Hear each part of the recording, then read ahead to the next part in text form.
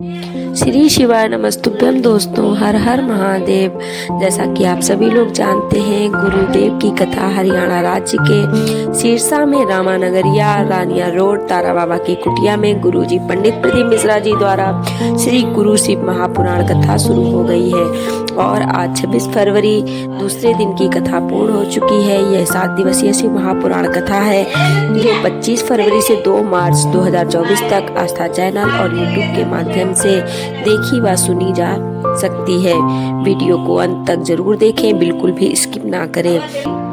आज 26 फरवरी की कथा में गुरुजी ने बहुत ही उपयोगी जानकारी दी है व पत्र पढ़े हैं, जिसकी जानकारी हम आपको इस छोटे से वीडियो से देंगे। अगर किसी कारणवश आपकी 26 फरवरी की कथा छूट गई है तो पूरी कथा की विशेष जानकारी आपको इस छोटे से वीडियो से प्राप्त हो जाएगी। बढ़ते हैं आज की कथा की पहली जानकारी की ओर। अजय कुमार मेहता जी पत्र लेकर आए, जिसमें उन्होंने लिखा, मेरी तबीयत खराब हो गई थी। मेरे शरीर ने काम करना बंद कर दिया था। गर्दन ठहर नहीं पाती थी, हाथ पांव हिल नहीं पाते थे। डॉक्टर को दिखाया तो डॉक्टर ने कहा, लाखों में यह बीमारी एक होती है। इलाज कराते कराते थक गए पर लाभ नहीं हुआ। फिर किसी ने हमें शिव महापुराण कथा के बारे में बताया। हमने कथा सुनना शुरू किया। मेरी पत्नी ने आपके बताए अनुसार आसन लगाकर कथा का श्रवण किया और शिवलिंग का जल और बेलपत्र चढ़ाकर मुझे देना शुरू किया। और अगली बार जब हम इंजेक्शन लगवाने के लिए गए तो डॉक्टर ने कहा कि इंजेक्शन की आवश्यकता नहीं है। डॉक्टर भी हैरान थे कि मैं ठीक कैसे हो गया। उसी का आभार व्यक्त करने कथा पंडाल में आए हैं। बढ़ते आज कौशल्या महेंद्र कुमार जी पत्र लेकर आए, जिसमें उन्होंने लिखा, मैं 14 साल से नौकरी कर रही हूँ। अचानक मेरे पति के सर में एक्सीडेंट से चोट लग गई। कई हॉस्पिटल ने केस लेने को मना कर दिया। इसके बाद उन्हें ऑपरेशन के लिए भर्ती कराया गया। डॉक्टर ने कहा बच पाएंगे या नहीं कुछ नहीं कह सकते। इसके बाद हमने बाबा का स्मरण करना शुरू किया। श्री शिवाय नमस्तुभ्यम मंत्र का जाप करना शुरू किया। शिवलिंग पर बेलपत्र चढ़ाकर उसे प्राप्त करके भोलेनाथ का स्मरण करते हुए उनके पास रख दिया और बाबा की कृपा से मेरे पति धीरे धीरे ठीक हो गए हैं। डॉक्टर ने कहा था उनकी याददाश्त नहीं रहेगी, पर उनकी याददाश्त भी ठीक है। उसी का आभार व्यक्त करने के लिए हम कथा पंडाल में आए हैं। बढ़ते हैं आज की कथा की जानकारी की ओर। गुरुजी ने कहा, एक माता ने हमसे प्रश्न किया कि अगर हम अपने घर पर शिवलिंग रख रहे हैं तो क्या उसका प्राण प्रतिष्ठान करवाना आवश्यक होता है। तो इस पर गुरुजी ने कहा कि आप पारस का, मोती का या फिर माटी का या फिर स्फटिक का, चाहे आप जो भी शिवलिंग की स्थापना कर रहे हैं उसे आप नर्मदेश्वर शिवलिंग मानकर घर में स्थापना कर सकते हैं और प्राण प्रतिष्ठा की भी आपको आवश्यकता नहीं होती है। बढ़ते हैं आज की कथा विशेष जानकारी की ओर। गुरु जी ने कहा, यहाँ तारा बाबा की कुटिया के अंदर जो शिवलिंग है वह पर्त का शिवलिंग है और दूसरा जो शंकर भगवान के मंदिर के अंदर शिवलिंग है वह नर्मदेश्वर शिवलिंग है। बढ़ते हैं आज की कथा। सीहोर कुबेर धाम से लाया गया कंकड़ और रुद्राक्ष औषधि का कार्य करते हैं। अगर कंकड़ लाए हैं तो उसे आप जब भी पूजन करते हैं तो आपको कुछ समय बाद उस पर शंकर भगवान की आकृति के दर्शन हो जाते हैं। और अगर आप रुद्राक्ष लेकर आए हैं तो वर्षों तक भी अगर आप उस रुद्राक्ष का जल औषधि रूप में प्राप्त कर रहे हैं तो उसका रुद्राक्ष कभी गलता नहीं है, ना ही बदबू करता है। ऐसा आपको सीहोर कुबेर धाम के रुद्राक्ष और कंकड़ शंकर का महत्व देखने को मिलता है। बढ़ते हैं आज की कथारी की ओर।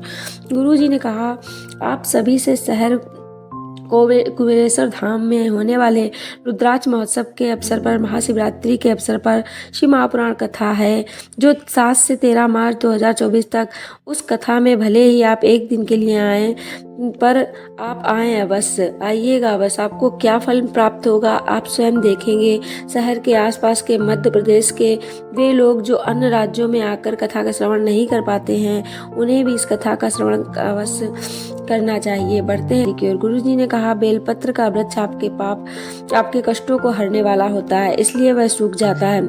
आपने देखा होगा आपके आसपास जो बेलपत्र का वृक्ष होता है जहाँ पर आप पूजन करने जाते हैं वह कुछ समय बाद सूखने लगता है। और अगर आपके घर में तुलसी का पौधा है तो वह आपके घर में दुख आने पर या फिर कुछ हरकत होने पर सबसे पहले तुलसी का पौधा ही सूख जाता है, क्योंकि बेलपत्र और तुलसी दोनों का कार्य होता है पाप और कष्ट को हर लेना।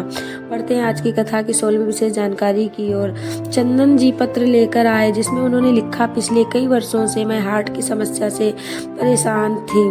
मुझे बीपी और हार्ट दोनों की दवाई लेना पड़ता था।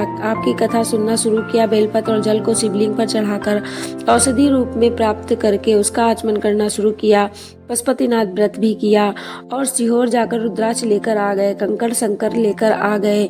बाबा की कृपा से मुझे अब कोई भी दवाई नहीं लेनी पड़ती है और कोई दवाई खानी भी नहीं पड़ती है, सब लेवल पर है। उसी का आभार व्यक्त करने हम कथा पंडाल में आए हैं जानकारी की ओर। गुरु जी पंडित प्रदीप मिश्रा जी ने आज की कथा में मासिक शिवरात्रि या फिर महाशिवरात्रि और या फिर प्रदोष, इसका एक नियम सभी से बनाने को कहा है और बिल्कुल नए नियम के साथ साथ आपको क्या लाभ होगा यह भी बताया है। गुरु जी ने कहा, शिवरात्रि और प्रदोष का आपको बस नियम बना लेना है कि कितना ही बड़ा कर्जा क्यों ना हो, कितना भी बड़ा दुख क्यों ना हो, कितनी ही बड़ी परेशानी क्यों ना हो, कितनी ही तकलीफ में आप क्यों ना हो, आप सिर्फ एक नियम बना लेते हैं तो आप इन सभी परेशानियों से बाहर आ जाते हैं। घर में धन वृद्धि देखने को मिलेगी, आपकी आर्थिक स्थिति मजबूत देखने को मिलेगी।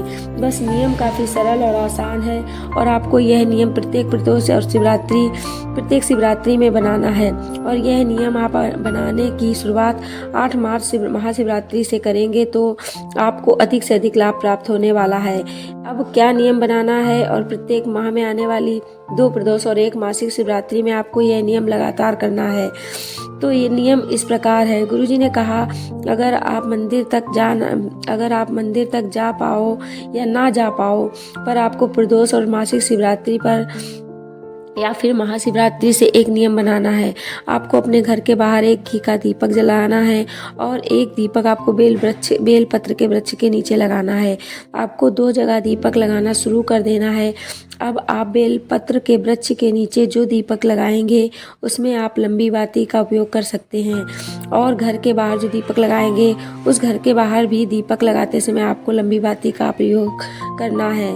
दोनों दीपक में आपको घी का उपयोग करना है। और गुरुजी ने कहा, आप 4 प्रदोष निकलेंगे, आप देखेंगे आपका कर्जा चुकना शुरू हो जाएगा। बस आपको यह नियम बना लेना है कि आप प्रत्येक माह में आने वाली प्रदोष और शिवरात्रि में मुझे 2 जगह दीपक लगाना है, एक अपने घर के मुख्य द्वार के बाहर और दूसरा बेलपत्र के वृक्ष के नीचे। यह नियम आप 8 मार्च 2024 से आने वाली महाशिवरात्रि के विशेष अवसर से बनाना शुरू कर सकते हैं और अधिक से अधिक लाभ प्राप्त कर सकते हैं।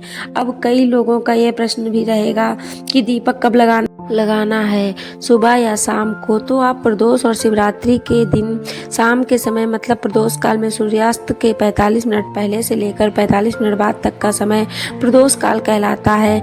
इस बीच आप यह उपाय कर सकते हैं, यह नियम बना सकते हैं। अगर इस वीडियो में बताए गए उपायों से संबंधित अगर अभी भी आपके मन में कोई भी प्रश्न हो तो यह प्रश्न आप कमेंट बॉक्स के जरिए पूछ सकते हैं। मेरे द्वारा दी गई जानकारी अगर आपको थोड़ी सी भी उपयोगी लगी हो तो आज की कथा से आपको आनंद की प्राप्ति हुई हो तो इस वीडियो को लाइक करके कमेंट बॉक्स में हर हर महादेव या श्री शिवाय नमस्तुभ्यम जरूर टाइप करिएगा।